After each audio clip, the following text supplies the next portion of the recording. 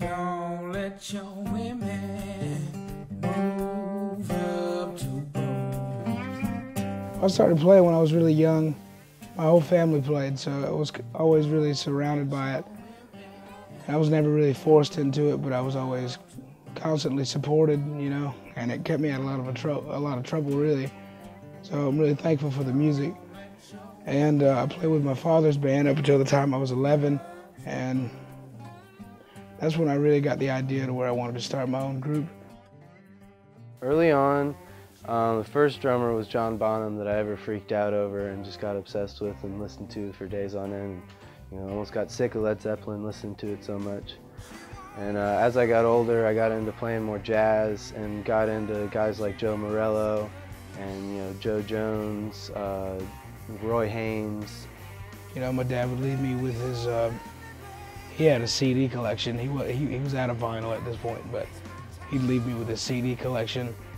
And I'd just go through all the, you know, the Three Kings, Freddie, Albert, and BB, listen to all that.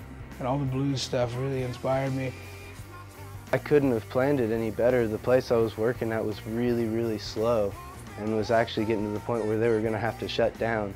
And so when I first started, you know, when I asked them to leave, there was like no one in the restaurant. They were like, yeah, you can go home, totally. Like, we don't want to pay you right now, so it was totally fine.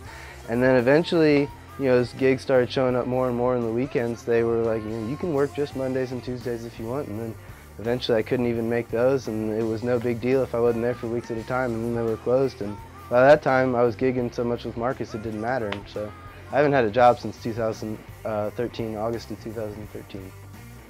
We always like to set aside like 30 minutes before like rehearsal starts, you know. We set aside just 30 minutes for free open jams where everybody can bring an idea to the table.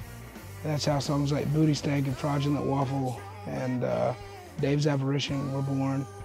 And like new tunes, like a new tune on the album called Pick Up the Damn Phone is that's how that was born. In the Marcus King Band, it's guitar, vocal driven stuff, but it's jazz influenced psychedelic southern rock. You know, there's a blues feel and there's a lot of funky stuff, but that's like, those three definitely encompass it the best. Really, it's just psychedelic southern rock, and it's all the genres that we take influence from and that we continue to gain influence from, and it's just our spin on it. It just breaks down the awkward barrier that conversation can't convey, you know, and that's kind of where we stand on that.